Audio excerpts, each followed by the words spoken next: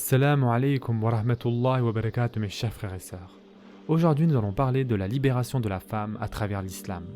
De nos jours, les gens pensent que les femmes sont libérées en Occident, n'est-ce pas, et que le mouvement de libération des femmes a débuté au XXe siècle.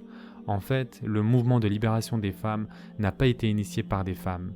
Il a débuté par une révélation d'Allah Azza wa Jal au 7e siècle à un homme du nom de Mohammed sallallahu alayhi wa sallam, connu comme le prophète de l'islam. Le Coran et la Sunna du prophète sallallahu alayhi wa sallam sont les sources duquel chaque femme musulmane tire ses droits et obligations. Il y a de cela 14 siècles, l'islam a fait de la femme un être responsable devant Allah Azza wa Jal, responsable de l'adorer et de le glorifier sans qu'aucune limite ne soit imposée à son progrès spirituel. L'islam a également établi l'égalité entre la femme et l'homme. Dans le Coran, dans le premier verset de la sourate Les femmes, c'est-à-dire An-Nisa, Allah Azza wa Jal dit « Ô homme, craignez votre Seigneur, qui vous a créé d'un seul être et qui a créé à partir de celui-ci sa compagne. Puis de l'union de ces deux-là, il a fait proliférer de tous côtés une multitude d'hommes et de femmes. Craignez Allah au nom duquel vous exigez vos droits les uns des autres, et craignez de rompre les liens du sang. Certes, Allah vous observe parfaitement. » Sourate An-Nisa, verset 1. Comme l'homme et la femme proviennent tous deux de la même essence, ils sont égaux en tant qu'êtres humains. La femme ne peut être mauvaise de nature comme le croient certaines religions. Si c'était le cas, alors l'homme le serait aussi. De même, aucun des deux sexes n'est supérieur à l'autre, car cela contredirait l'égalité établie entre les deux.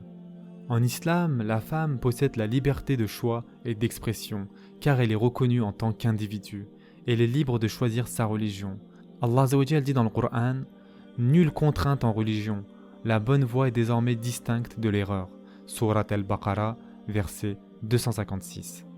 En islam, les femmes sont encouragées à exprimer leurs idées et leurs opinions.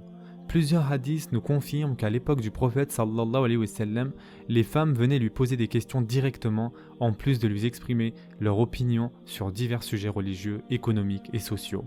La femme musulmane a pleinement le droit d'accepter ou de refuser une demande en mariage. De plus, elle conserve son nom de jeune fille après le mariage. Le témoignage d'une femme en islam est tout à fait valide lors de batailles juridiques. Concernant les droits sociaux, le prophète sallallahu alayhi wa sallam a dit « Chercher à acquérir le savoir est une obligation pour chaque musulman, homme ou femme. » Ce hadith a été rapporté par At-Tirmidhi. Cela inclut la connaissance du Coran et des hadiths, de même que plusieurs autres types de savoir. Les hommes et les femmes ont tous la capacité d'apprendre et de comprendre. Comme il est aussi du devoir des femmes d'encourager le bon comportement et de condamner la conduite répréhensible, elles doivent, comme les hommes, acquérir une solide éducation pour être en mesure de s'acquitter de ce devoir.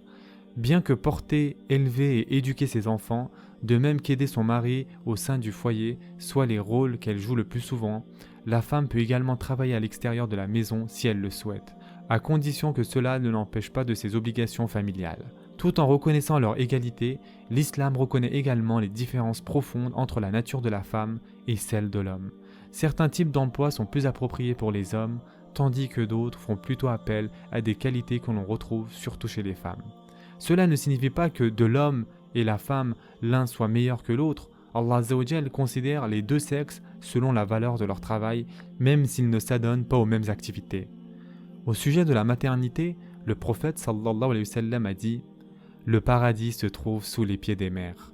Ce hadith a été rapporté par An-Nasa'i. Une autre version se trouve dans le Musnad d'Imam Ahmed dans lequel le prophète sallallahu alayhi wa sallam a dit « Accroche-toi à elle car le paradis se trouve à ses pieds ». Ce hadith a été rapporté par Ahmed. Cela signifie que le succès d'une société est largement dû aux mères qui ont élevé les individus qui la composent. La première et la plus importante influence sur un individu provient de sa mère. C'est pourquoi il est si important que les femmes soient éduquées afin qu'elles puissent à leur tour éduquer leurs enfants. Un des droits qu'Allah Azza wa Jal a accordé aux femmes il y a 1400 ans est le droit de vote. La femme a le droit d'exprimer ses opinions publiquement et de participer aux affaires politiques. Un exemple est mentionné dans le Coran dans la sourate Al-Mumtahana. Allah Azza wa Jal dit dans le Coran « Ô prophète, quand les croyantes viennent te prêter serment d'allégeance et en jurent qu'elles n'associeront rien à Allah, qu'elles ne voleront pas, qu'elles ne se livreront pas à l'adultère, qu'elles ne tueront pas leurs propres enfants, qu'elles ne commettront aucune infamie, ni avec leurs mains, ni avec leurs pieds, et qu'elles ne désobéiront pas en ce qui est convenable, alors reçois leur serment d'allégeance et implore d'Allah le pardon pour elles. Allah est certes pardonneur et très miséricordieux. Surat al-Mumtahana, verset 12. Ce verset concerne des femmes qui venaient voir Mohammed sallallahu alayhi wa sallam pour lui prêter serment d'allégeance. Allah azza wa jal demande au prophète sallallahu alayhi wa sallam d'accepter le serment de ces femmes, ce qui établit leur droit de choisir leur leader et de le déclarer publiquement. Finalement, l'islam n'interdit pas aux femmes d'occuper des postes de haut rang au sein des gouvernements. Abdurrahman ibn Affan radiallahu anh, a consulté de nombreuses femmes avant de recommander qu'Othman ibn al-Affan radiallahu anh soit nommé khalifa. Concernant les droits économiques, Allah azza wa jal dit dans le Coran « Par celui qui a créé les mâles et les femelles, certes vos efforts sont dirigés vers des buts divers. » Surat al-Layl, versets 3 et 4. Dans ces versets, Allah azza wa jal affirme qu'il a créé les hommes et les femmes différents, avec des rôles et des habiletés et des talents différents, comme dans une société où diverses personnes jouent divers rôles. Chaque membre d'une famille a des responsabilités différentes. De façon générale, les femmes sont plus habiles à élever des enfants et à s'occuper d'eux, tandis que les hommes jouent mieux le rôle de soutien et de protecteur. C'est pourquoi le soutien financier est une chose qui revient de droit aux femmes. Allah azza wa jal dit dans le Coran « Les hommes sont responsables des femmes en raison de ce que Allah a accordé à ceux-ci sur celles-là, et parce qu'ils dépensent de leurs biens pour faire vivre les femmes. » Surat An-Nisa, verset 34. Cette responsabilité de protection et de soutien financier qu'Allah azza wa jal a imposée à l'homme l'oblige non seulement à soutenir sa femme et sa famille financièrement et à les protéger, mais aussi à les traiter de manière respectueuse. Les musulmanes ont le droit de gagner de l'argent, de posséder des biens de toutes sortes, d'établir des contrats légaux et de gérer leur avoir comme bon leur semble. Elles peuvent également posséder leur propre entreprise si elles le souhaitent. Tout cela sans que personne n'ait aucun droit sur leurs biens, pas même leur mari. Allah azza wa jal dit dans le Coran « Et ne convoitez pas ce que Allah a attribué à certains d'entre vous plus qu'à d'autres. Aux hommes, la part qu'ils ont acquise, et aux femmes, la part qu'elles ont acquise. Ne vous enviez pas les uns les autres, et demandez de sa grâce à Allah. Certes, Allah est omniscient. » Allah azza wa jal dit dans le Coran au sujet de l'héritage « Aux hommes d'une famille revient une part de ce qu'ont laissé leurs parents et leurs proches, et aux femmes une part de ce qu'ont laissé leurs parents et leurs proches. Que ce soit peu ou beaucoup, une part déterminée. » Surat An-Nisa, verset 7. Allah azza wa jal dit aussi dans le Coran « Et parmi ces signes, il a créé pour vous des épouses issues de vous-même pour que vous viviez en tranquillité auprès d'elles. Et il a mis entre vous de l'amour et de la bonté. Il y a en cela des preuves pour les gens qui réfléchissent. » Surat Ar-Rum, verset 21. Le mariage n'est pas donc uniquement une nécessité physique et émotive, mais il est avant tout un signe d'Allah azza wa jal. C'est une relation de droit et d'obligation mutuelle basée sur la révélation divine. Allah azza wa jal a créé chez l'homme et la femme des natures complémentaires et dans le Coran, il a établi un système de lois visant à rendre harmonieuses les interactions entre les deux sexes. Allah azza wa jal dit dans le Coran « Elles sont un vêtement pour vous et vous êtes un vêtement pour elles. » Surat al-Baqarah, verset 187. Les vêtements fournissent une protection physique et cachent à la fois la beauté et les imperfections du corps. Chaque époux est donc perçu de la même façon. Chacun protège l'autre, tout en cachant ses défauts et en faisant mieux paraître ses qualités.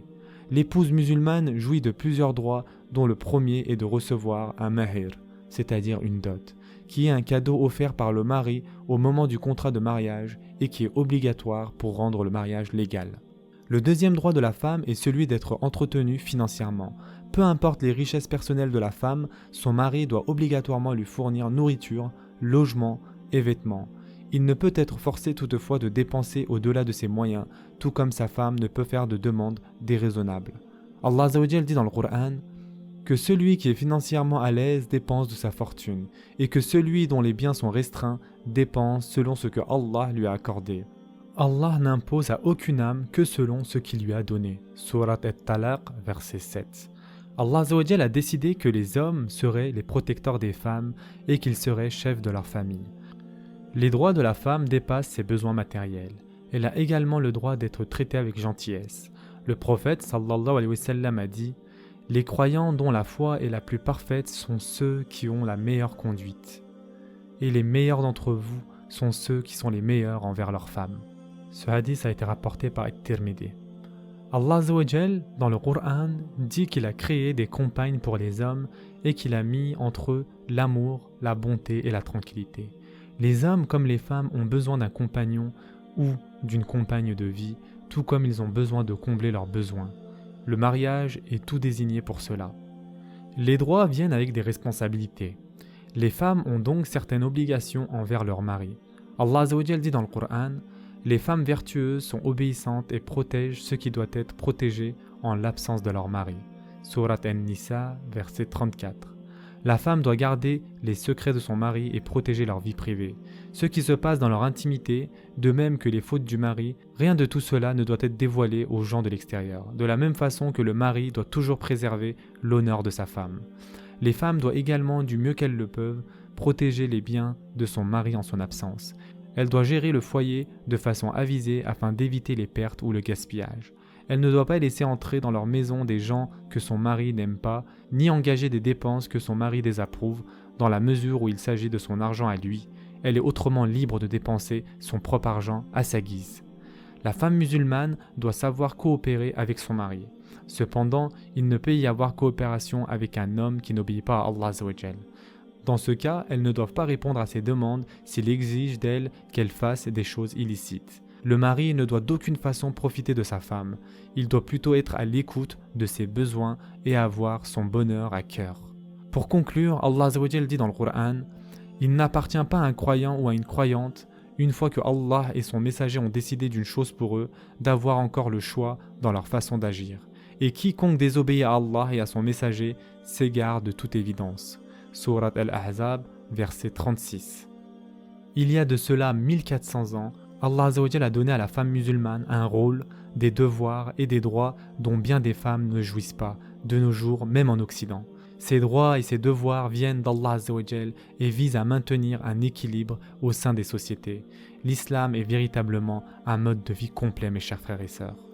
Ceci est la fin de ce 24e épisode de ce spécial Ramadan 2020. Je vous souhaite dès maintenant un bon iftar. Prenez soin de vous, mes chers frères et sœurs, et à très prochainement, Inch'Allah.